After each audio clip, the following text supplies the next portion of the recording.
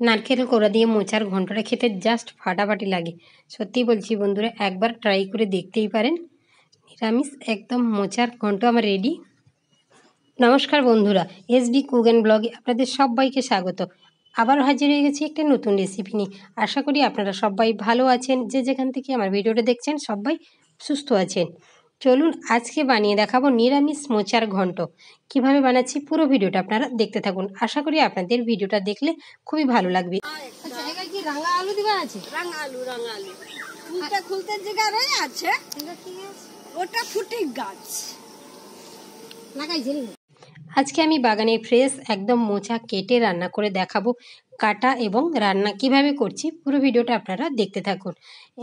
এটা কিন্তু আমি কাঁচকলার মোচা নিয়েছি, আপনারা বিচা কলার মোচাও নিতে পারেন। সেটা হলে তেতো লাগবে না। কাঁচকলার মোচাটা হালকা একটু তেতো লাগে, সেটা কিভাবে তেতো লাগবে না সেটাও আমি আপনাদেরকে বলে দেব। আমি এখানে মোচার জন্য একটা নারকেলকে ভেঙে নিয়েছি, নারকেলটাকে করে নিচ্ছি। এবার মোচাটাকে আমি ছাড়িয়ে নেব। দেখুন, মোচার মাঝখানে একটা শক্ত অংশ থাকে, সেটাকে ফেলে দিতে হবে। আর সামনের দিকে যে একটা অংশ দেখুন, এটাকেও ফেলে দিতে হবে। এ দুটো কিন্তু রাখা যাবে না, এ দুটো থাকলে হালকা একটু তেতো লাগে খেতে। আর কাঁচকলার মোচা একটু তেতোই হয়। এটাকে তেতো যাতে না লাগে তার জন্য কি পদ্ধতি আমি অবলম্বন করছি, আপনারা সেই পদ্ধতিটা ফলো করে রান্না করবেন, দেখবেন কাঁচকলার মোচাও কিন্তু একটুও তেতো লাগবে না।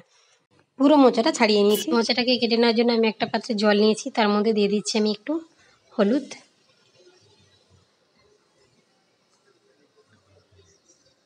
আর মোচাটা কাটার আগে বা ছাড়ানোর আগে একটু হাতে সর্ষের তেল মেখে নেবেন, তাহলে মোচার কষটা হাতে খুব বেশি লাগবে না, খুব তাড়াতাড়ি উঠে যাবে। এবার আমি মোচাগুলোকে কেটে নিচ্ছি। চাইলে আপনারা এখানে একটু জলে লবণও দিয়ে দিতে পারেন। মোচার এই অংশটা আমি আর ছাড়াবো। মোচার এই অংশটা নরম হয়, আর এটাকে পুরো খোসাটা না ফেলে এইভাবে করে জিরি করে কেটে নেবেন। আপনারা চাইলে মোচাটাকে কেটে 3 ঘন্টা জলে ভিজিয়ে রাখতে পারেন। হাতে যদি সময় থাকে লবণ জলে ভিজিয়ে রাখবেন, তাহলে একটু তেতো লাগবে না। মোচার আমি এই অংশটা ফেলবো না, এটাকে আমি একদম ঝুরো করে কুচিয়ে নেব, একদম ছোটো করে, যতটা মিহি পারা যায় ততটা করে কুচিয়ে নেব। এটাকে আমি এইভাবে লবণ আর হলুদ জলে 20 মিনিট মতো ভিজিয়ে রাখবো, তারপর এটাকে ভাপাবো। দেখুন, যখন মোচা কাটতে গেছিলাম হালকা হালকা রোদ বেরিয়েছিল, আবার ঝিরঝিরে বৃষ্টি চলে এসছে। কেমন বৃষ্টি পড়ছে, বৃষ্টির সাথে সাথে কিন্তু বাতাসও বইতে শুরু করেছে। পরিবেশটা কিন্তু দুর্দান্ত লাগছে। মোচাটাকে আমি ভালো করে ধুয়ে নিয়েছি, এবার আমি দিয়ে দিচ্ছি জলে। এর মধ্যে থাকা কষটা কিছুটা বেরিয়ে গেছে, ভালো করে এটাকে ধুয়ে নিতে হবে। ভেজানোর ছোলা সেটাও দিয়ে দেবো এর উপর। এইভাবে আলুটাকে কেটে গেছে সেটাকে দিয়ে দিই।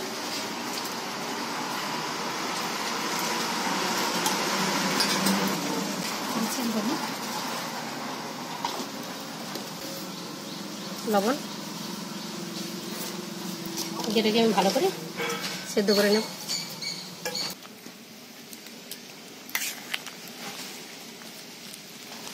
আপনারা চাইলে প্রেসারে 2টো সিটি দিয়ে নিতে পারেন।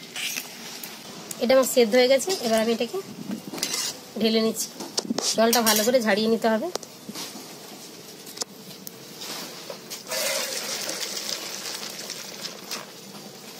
সেদ্ধ করে নিলে এর কষ্ট অনেকটাই বেরিয়ে যায়, খেতে বেশি ভালো লাগে, না হলে একটু তেতো লাগে। এটা গরম আছে, দিয়ে দিচ্ছি আমি সরষের তেল।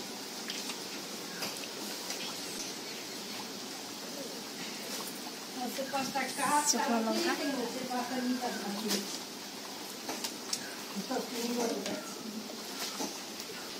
এলাচ, লবঙ্গ, দারচিনি,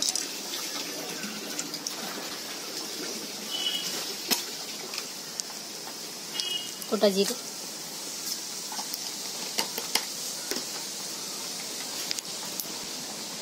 নারকেল কোড়া।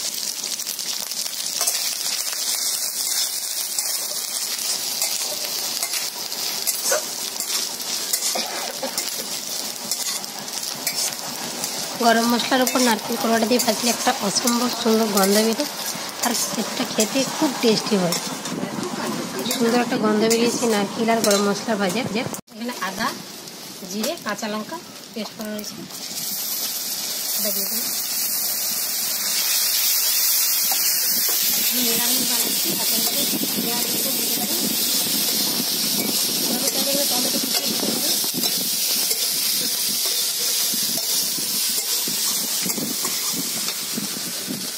দিচ্ছি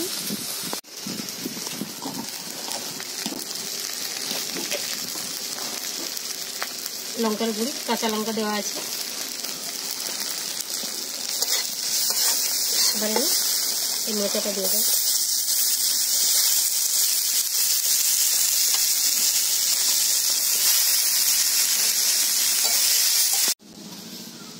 লবণটা আমার দেওয়া আছে সিদ্ধর সময়, আমি অল্প করে একটু লবণ দিলাম। লবণটা আপনারা প্রয়োজন মতো বুঝে দেবেন। যেহেতু নিরামিষ রান্না একটু আমি চিনি দিচ্ছি।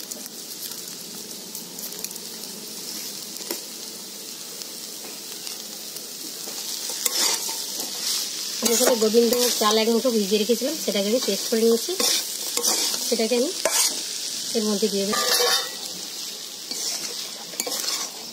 আমি এখানে চাল বাটাটা 2 চামচ মতো ছোটো চামচে দিয়েছি। আপনারা যদি চান দেবেন, না হলে ঝুরঝুরে যদি খেতে চান তাহলে দেওয়ার দরকার নেই। দিচ্ছি নারকেল কোড়া, যেটাকে আমি আরও মিনিট 2 মতো নেড়ে দেবো। রান্নাটা আমার কমপ্লিট হয়ে গেছে। আমি দিয়ে দিচ্ছি গরম মশলা। আপনারা চাইলে এখানে ঘি ব্যবহার করতে পারেন।